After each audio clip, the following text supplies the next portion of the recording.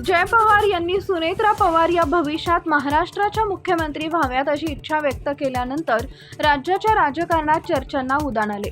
जय पवार यांच्या या वक्तव्यानंतर भाजपचे नेते आणि मंत्री जयकुमार गोरे यांनीही टोला लगावत प्रतिक्रिया दिली होती। मुख्यमंत्री होण्यासाठी मोठा जनाधार लागतो असं म्हणत त्यांनी अप्रत्यक्ष निशाणा साधला होता। दरम्यान या सर्व चर्चांवर आता खासदार सुप्रिया सुळे यांनी प्रतिक्रिया दिली आहे। त्यांनी सांगितलंय की प्रत्येक कार्यकर्त्याला आणि कुटुंबातील सदस्यांना आपल्या नेत्यांबद्दल भावना व्यक्त करण्याचा अधिकार आहे। लोकशाहीमध्ये अशा इच्छा व्यक्त करणं चुकीचं नाही असंही त्या म्हणाल्या। सुप्रिया सुळे यांनी पुढे सांगितले की कोण मुख्यमंत्री होणार हे शेवटी जनता आणि पक्ष संघटना ठरवत असते, त्यामुळे अशा वक्तव्यांकडे सकारात्मक दृष्टीने पाहायला हवं। त्यांच्या या प्रतिक्रियेमुळे राजकीय चर्चांना आणखी रंग चढलाय। मला असं वाटतं ती इन्क्वायरी पूर्ण होऊ द्या। एकदा पूर्ण इन्क्वायरी झाली की आपल्याला नक्की कळेल। पण आज एक गोष्ट आपल्या सगळ्यांच्याच चॅनल वर्तमानपत्रातून जाणवते की महिलांवर होणारे अत्याचार, भ्रष्टाचार आणि परीक्षांमधला गोंधळ हा वाढत चाललाय। माझी महाराष्ट्राच्या माननीय मुख्यमंत्र्यांना विनम्र विनंती आहे की अतिशय गंभीर विषय आहेत। आम्ही असल्या गोष्टीत कधी राजकारण आणलं नाही आणि आणणारही नाही, कारण महिला सुरक्षितता आणि नागरिक सुरक्षितता ही कुठल्याही सरकारची नैतिक जबाबदारी असते।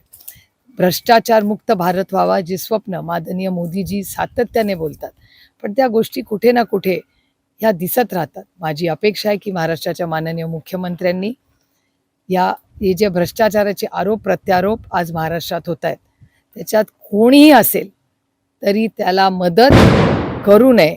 महाराष्ट्राने फार विश्वासाच्या नात्याने महाराष्ट्राच्या मायबाप जनतेने यांच्या महायुतीला एवढा मोठा जनादेश दिला आणि या भ्रष्टाचारी लोकांना वाचवण्यासाठी नाही दिलेला तो।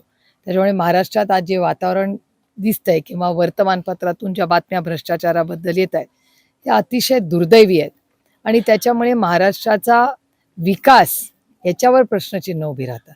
त्यामुळे ह्या विषय माननीय मुख्यमंत्र्यांनी फार गांभीर्याने घ्यावा। त्यांनी कुठल्याही प्रेशर खाली, राजकीय प्रेशर दबावाखाली येऊ नये एवढी आमची अपेक्षा आहे। कारण का खरातांच्या केसमध्ये महाराष्ट्राच्या मुख्यमंत्र्यांचं आम्ही सगळ्यांनी विरोधक असलो तरी अभिनंदन केलं, कारण का हीच अपेक्षा आमच्या त्याच्याकडून।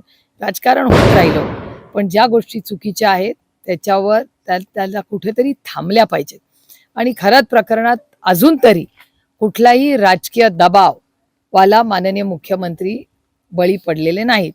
भ्रष्टाचाराच्या बाबतीतही महाराष्ट्राच्या माननीय मुख्यमंत्र्यांनी असंच करावं एवढीच आमची अपेक्षा आहे। मुंबईच्या महापौर बंगल्यावरून आपण जर पाहिलं तर कोट्यावधी रुपये उधळले जातात अशा प्रकारचे चित्र दिसून येते। 75 लाखाचा निधी खर्च केला आणि आता साधारण आपण पाहतो की 3.5 कोटीचा निधी प्रस्तावित करण्यात आलेला आहे। कसं बघतो तुम्ही? महाराष्ट्रामध्ये आज प्रचंड शेतकरी अडचणीत आहे। अवकाळी पाऊस होतोय, सरसकट कर्जमाफी करू असा शब्द महाराष्ट्र सरकारने दिलेला आहे, ती झालेली नाही। आज तुम्ही कुठेही गेला तरी तुमच्या चॅनल्सवर बघा, तुमचं रिपोर्टिंग बघा, कालचाच तुम्हाला रिपोर्टिंग सांगते, तुम्ही सगळ्यांनी कांद्यावरनं जी बातमी केली। 1 रुपयाला कांदा आहे, 1 रुपयाला। कसं जगायचं हो त्या शेतकऱ्यांनी? आणि कुठला शेतकरी आहे जो एक कांदा पिकवतो? तो कमी पाण्यामध्ये जो अल्प उदारक आहे, तो शेती कष्ट करणाऱ्या काळ्या मातीशी इमान राखणारा तो शेतकरी आहे। मग त्याला न्याय मिळणार नाही का? मग या शेतकऱ्यांबद्दल आस्था नाहीये का या सरकारला? असं मनात अनेक वेळा आम्हाला येतं। जेव्हा घोषणा होतात तेव्हा मोठ्या मोठ्या घोषणा होतात, पण जेव्हा अंमलबजावणीची वेळ होते त्याच्यात त्या शेतकऱ्याला असेल किंवा आमच्या महिला भगिनी असतील ह्यांच्यावर अन्याय झालेलाच आपल्याला दिसतो। संभाजीनगरमध्ये एका शेतकऱ्याने 1200 किलो साधारणतः कांदा विकला।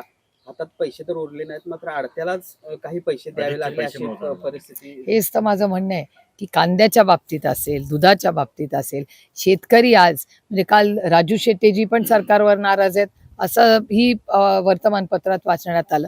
मग नक्की शेतकऱ्याच्या विरोधी युरियाचा आता तुम्ही बघाल तुटवता सगळीकडे होता, त्याच्यातून आता युद्धामुळे आणखीन तुटवता येतो।